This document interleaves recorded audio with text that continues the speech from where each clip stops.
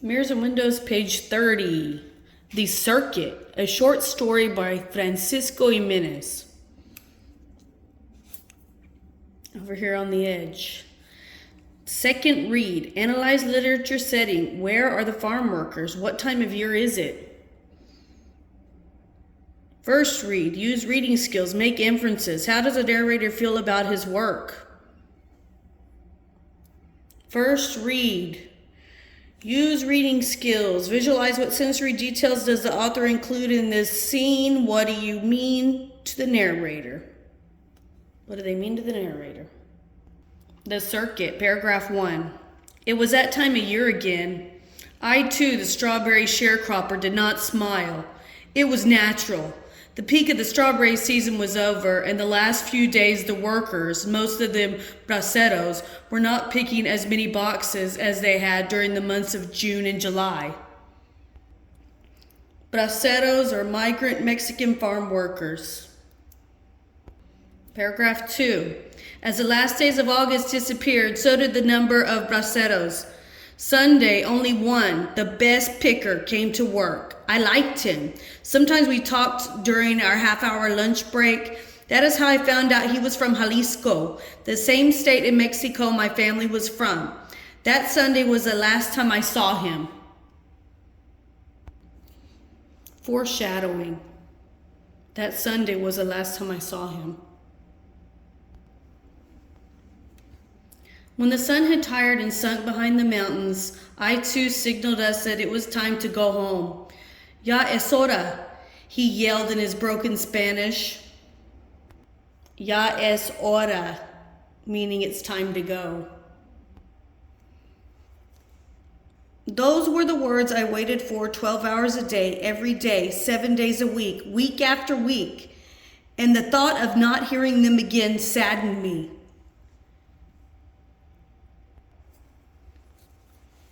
Paragraph 4. As we drove home, Papa did not say a word.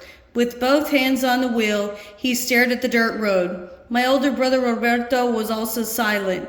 He leaned his head back and closed his eyes. Once in a while, he cleared from his throat the dust that blew in from outside. Yes, it was that time of year. When I opened the front door to the shack, I stopped. Everything we owned was neatly packed in the cardboard boxes. Suddenly, I felt even more the weight of the hours, days, weeks, and months of work. I sat down on a box. The thought of having to move to Fresno and knowing what was in store for me there brought tears to my eyes.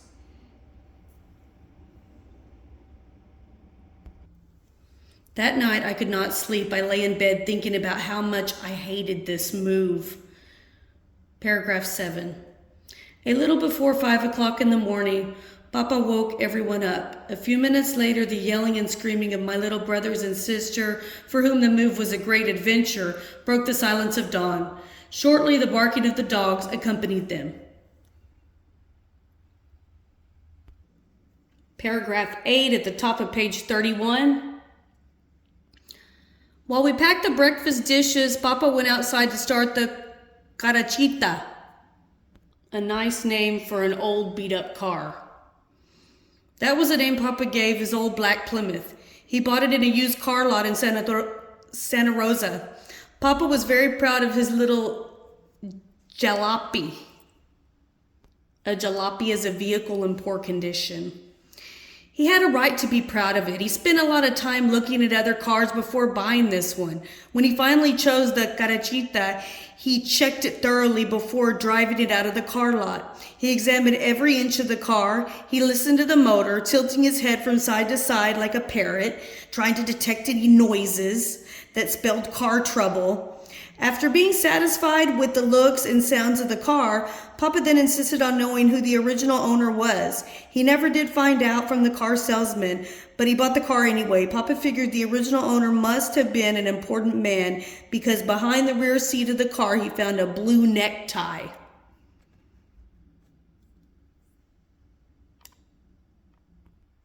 Paragraph 9 and 10. There's a car out here with a mattress on top. Surplus, amount that remains after all needs have been met. Acquire, gets as one's own, obtain. Paragraph 9.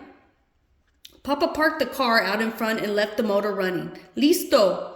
Ready? He yelled without saying a word. Roberto and I began to carry the boxes out to the car. Roberto carried the 2 big boxes, and I carried the 2 smaller ones. Papa then threw the mattress on top of the car roof and tied it with ropes to the front and rear bumpers. Paragraph 10. Everything was packed except Mama's pot. It was an old, large galvanized pot she had picked up at an army surplus store in Santa Maria. The pot had many dents and nicks, and the more dents and nicks it acquired, the more Mama liked it. Me olla, she used to say proudly, which means my pot. Paragraph number 11, page 31. I held the front door open as Mama carefully carried out her pot by both hands, making sure not to spill the cooked beans. When she got to the car, Papa reached out to help her with it. Roberto opened the rear car door and Papa gently placed it on the floor behind the front seat. All of us then climbed in. Papa sighed, wiped the sweat from his forehead with his sleeve, and said wearily, "Es todo." That's everything. Top of page 32, paragraph 12. As we drove away, I felt a lump in my throat. I turned around and looked at our little shack for the last time. 13. At sunset, we drove into a labor camp near Fresno. Since Papa didn't speak English, Mama asked the camp foreman if he needed any more workers. "We don't need more," said the foreman, scratching his head. "Check with Sullivan down the road. Can't miss him. He lives in a big white house with a fence around it." Paragraph 14. When we got there, Mama walked up the house. She went through a white gate, past a row of rose bushes, upstairs to the house. She rang the doorbell. The porch light went on, and a tall, husky man came out. They exchanged a few words. After the man went in, Mama clasped her hands and hurried back to the car. "We have work. Mr. Sullivan said we can stay there the whole season," she said, grasping and pointing to an old garage near the stables.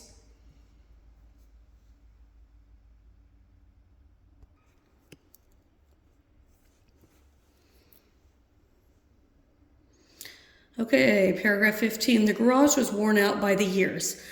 It had no windows, the walls eaten by termites, strained to support the roof full of holes.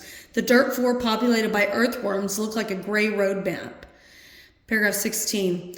That night, by the light of a kerosene lamp, we unpacked and cleaned our new home. Roberto swept away the loose dirt, leaving the hard ground. Papa plugged the holes in the walls with old newspaper and tin can tops. Mama fed my little brothers and sister. Papa and Roberto then brought in the mattress and placed it on the far corner of the garage. "Mama, you and the little ones sleep on the mattress. Roberto, Panchito, and I will sleep outside under the trees," Papa said.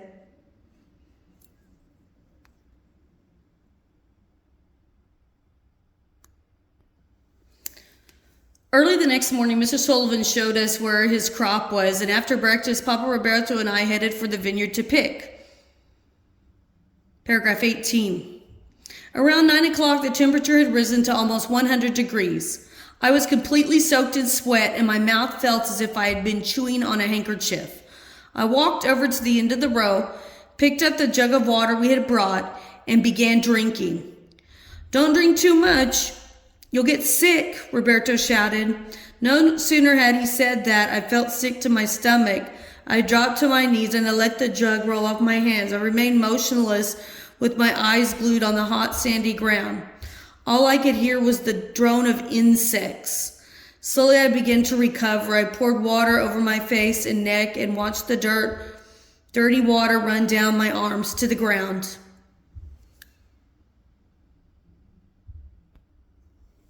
Page 33 at the top. Paragraph 19. I still felt dizzy when we took a break to eat lunch. It was past 2 o'clock and we sat underneath the large walnut tree that was on the side of the road. While we ate, Papa jotted down the numbers of boxes we had picked. Roberto drew designs on the ground with the stick. Suddenly I noticed Papa's face turn pale as he looked down the road. "Here comes a school bus," he whispered loudly in alarm. Instinctively, Roberto and I ran and hid in the vineyards. We did not want to get in trouble for not going to school. The neatly dressed boys about my age, got off. They carried books under their arms. After they crossed the street, the bus drove away. Roberto and I came out of the hiding and joined Papa. Tienen que tener cuidado, he warned us. You have to be careful. Paragraph 20, page 33. After lunch, we went back to work. The sun kept beating down. The buzzing insects, the wet sweat, and the hot, dirty dust made the afternoon seem to last forever. Finally, the mountains around the valley reached out and swallowed the sun. Within an hour, it was too dark to continue picking. The vines blanketed the grapes, making it difficult to see the bunches. "Vámonos," said Papa, signaling to us that it was time to quit work. Papa then took out a pencil and began to figure out how much we had earned our first day. He wrote down numbers, crossed some out, wrote down some more. "15." He murmured, 15. Paragraph 21. When we arrived home, we took a cold shower underneath a water hose. We then sat down to eat dinner around some wooden crates that served as a table. Mama had cooked a special meal for us. We had rice and tortillas with carne con chile, my favorite dish. Meat cooked with hot peppers.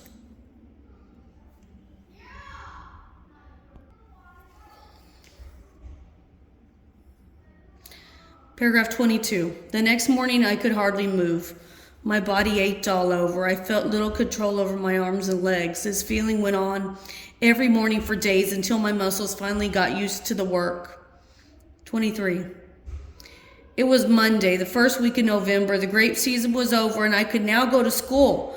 I woke up early that morning and lay in bed looking at the stars and savoring the thought of not going to work and of starting 6th grade for the first time that year. Since I could not sleep, I decided to get up and join Papa and Roberto at breakfast. I sat at the table across from Roberto, page 34 at the top.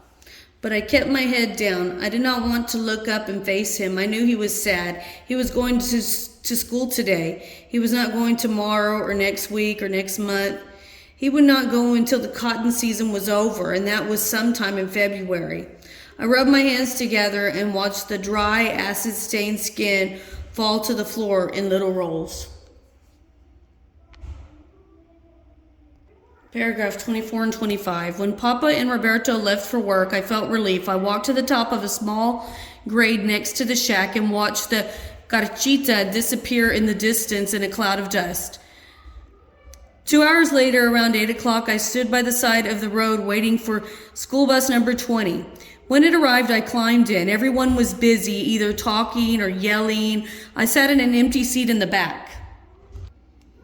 Paragraph 26. When the bus stopped in front of the school, I felt very nervous. I looked out the bus window and saw boys and girls carrying books under their arms. I put my hands in my pant pockets and walked to the principal's office. When I entered, I heard a woman's voice say, "May I help you?" I was startled. I had not heard English for months.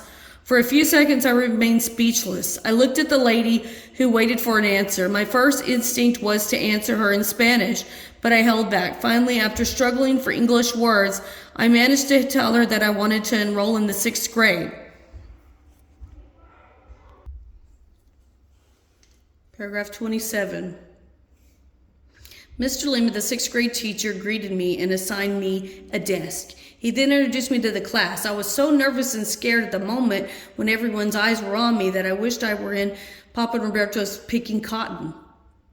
After taking roll, Mr. Lima gave the class assignment for the first hour. "The first thing we have to do this morning is finish reading the story we began yesterday," he said enthusiastically. He walked up to me, handed me an English book, and asked me to read. "We're on page 125, he said politely. When I heard this, I felt my blood rush to my head. I felt dizzy. "Would you like to read?" he asked hesitantly. I opened the book to page 125. My mouth was dry. My eyes began to water. I could not begin. "You can read later," Mr. Lima said understandingly.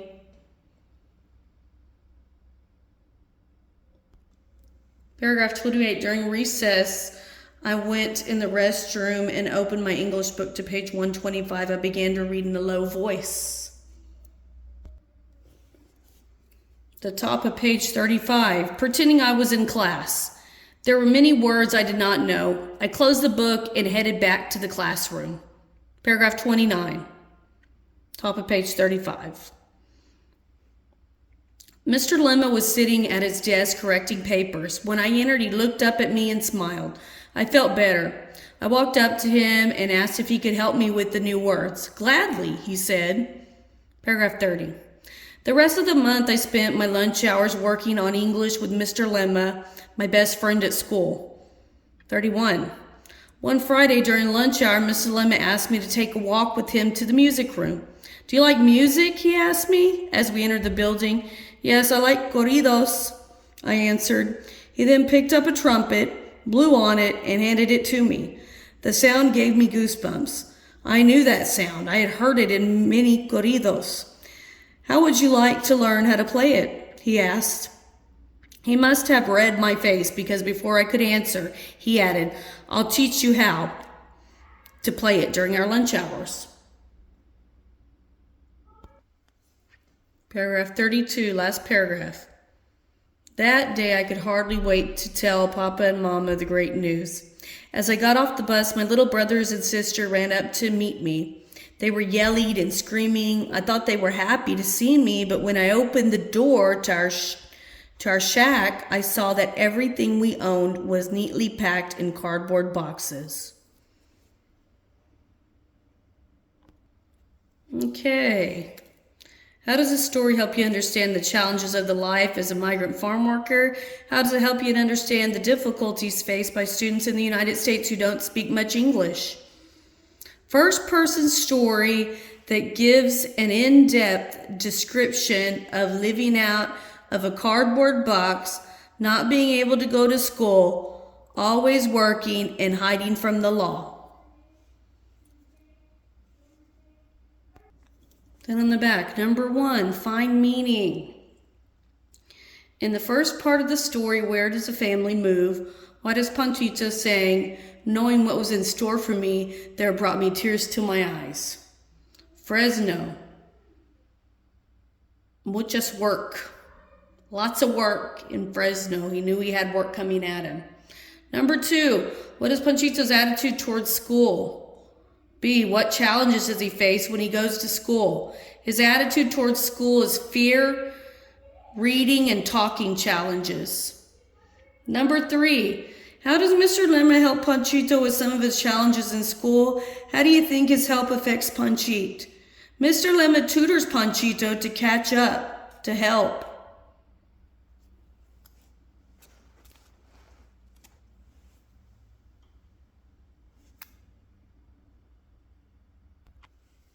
Make judgments. Number 4, what work does the family do? How is Panchito's life different from the life of an average student in your school? Farm work. Work first, school second. Number 5, why do Panchito and Roberto hide when they see the school bus? What does this suggest about their status as farm workers so they don't get caught and deported? Then number 6, at the end of the story, what details did the author use to show that the family is moving? How do you think Panchito feels when he realizes his family is moving again? When he sees cardboard boxes, he feels sad and hopeless.